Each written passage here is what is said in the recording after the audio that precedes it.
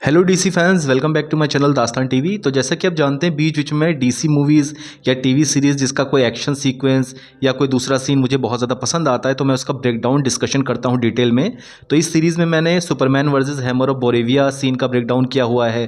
Superman जो escape करता है ब्लैक होल को, वो सीन का ब्रेकडाउन किया हुआ है। फ्लैश सेव्स आइरिस वेस्ट, उस सीन का ब्रेकडाउन किया हुआ है। तो अगर आप वो वीडियोज़ देखना चाहते हैं तो प्लेलिस्ट में जाके देख सकते हैं।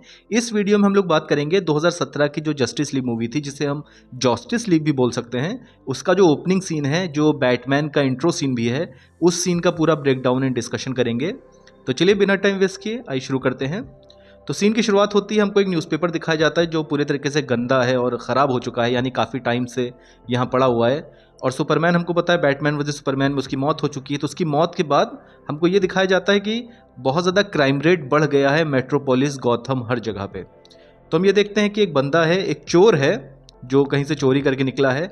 और ये जो सीन होता है जहाँ पे वो विंडो खोल के बाहर निकलता है, तो हमें इस मिरर में इमेज दिखाई जाती है बैटमैन की, उसका शैडो। फिर वो जो चोर है वो पलट के देखता है तो हम देखते हैं बैटमैन बैठा हुआ है दूर। और पूरे तरीके से बहुत औसम ये सीन था, बिल्कुल कॉमिक बुक में जैसे हमको दिखाया जाता है। तो ये शॉट मुझको बहुत ज़्यादा पसंद आया था। अच्छा, ये जो बंदा है जो चोर का रोल प्ले कर रहा है, ये वही एक्टर हैं जिन्होंने माइंड हंटर टीवी सीरीज़, जो एक बहुत पॉपुलर टीवी सीरीज़ है, उसमें बिल का रोल प्ले किया था। शायद आप में से बहुत से लोग इनको पहचान गए होंगे। तो ये बंदा जो है ये घूम के फायर करता है, तो बैटमैन हम जानते हैं बहुत ज़्यादा एथलेटिक है, तो वो उससे बचता है। और फिर यहाँ पे छोटा मोटा इनका फाइट सीक्वेंस होता है।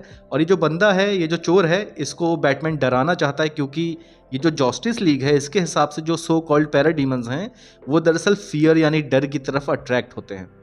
अब यहाँ पे वो उस चोर को लटका देता है, उसके मन में फियर यानी कि डर है। अब यहाँ पे पैराडीमन आता है और जो हमारा बेन एफ्लेक का बैटमैन है, ये जंप लगा देता है इस पैराडीमन के ऊपर। अब गाइज, ये जो सीन है ये बहुत ज़्यादा वियर्ड तो है ही, और ये इतना ज़्यादा इलॉजिकल सीन है कि मैं क्या ही बताऊं। आप किसी भी बैटमैन के फैन हो, अगर मैं आपसे एक क्वेश्चन पूछूं, बैटमैन जो वर्ल्ड का सबसे बड़ा डिटेक्टिव है और वो एक पैराडीमन को अटैक कर रहा है या उसको टैकल करने की कोशिश कर रहा है, ये पैराडीमन जिसके बारे में उसको भी क्लियरली नहीं पता कि ये किस प्लेनेट से आए हैं, इनके पास क्या पावर है, ऐसा तो नहीं कि बॉडी का टच ही टॉक्सिक हो, तो क्या आपको लगता है बैटमैन जो दुनिया का सबसे बड़ा डिटेक्टिव है, वो ऐसे ही जंप लगा देगा उसके ऊपर, ऐसे ही फिजिकली उसको कन्फ्रंट करने लग जाएगा?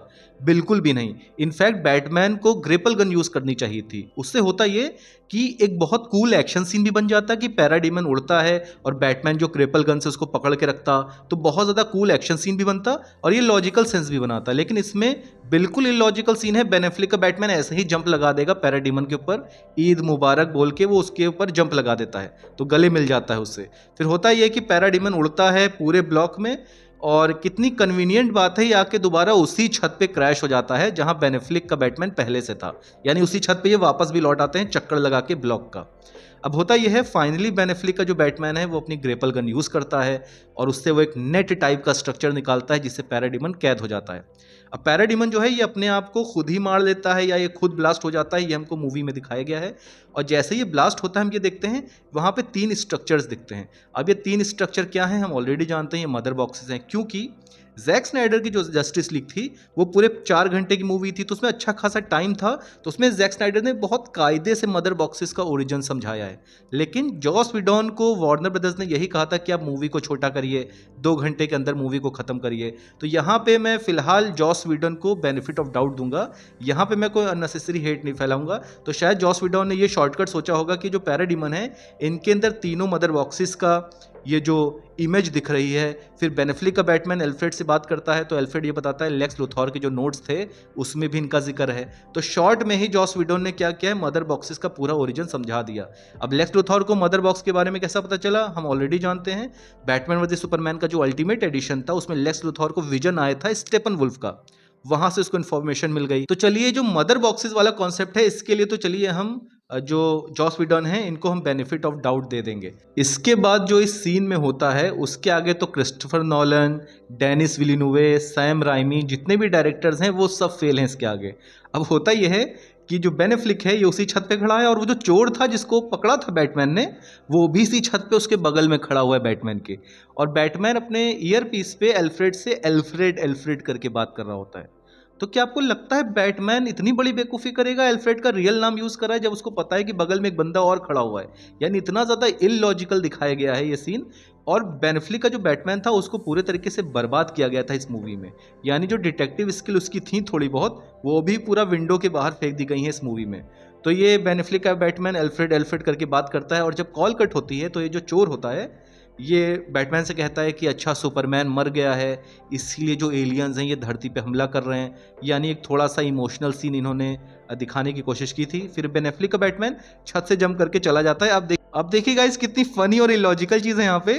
बेन एफ्लेक का बैटमैन चला गया यहाँ से, लेकिन ये जो चोर था जो चोरी करके निकला था, अरे भैया इसको तो पकड़ो, इसको जेल में डालो, पुलिस के हवाले इसको तो करो। लेकिन बैटमैन क्या है, वो इस चोर को छोड़ के ही चला गया वहां से। यानी जो बंदा चुरा के लाया था बैग भर के पैसा, इसको बैटमैन छोड़ के चला गया। मतलब क्या ही है गाइज, इतना इलॉजिकल सीन था ये।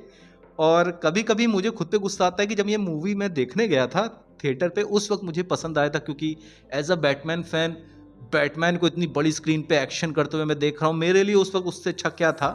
लेकिन धीरे धीरे जैसे वक्त गुजरा है और कई बार इस मूवी को देखा है, तो पूरे तरीके से इलॉजिकल सीन्स में भरे हुए हैं।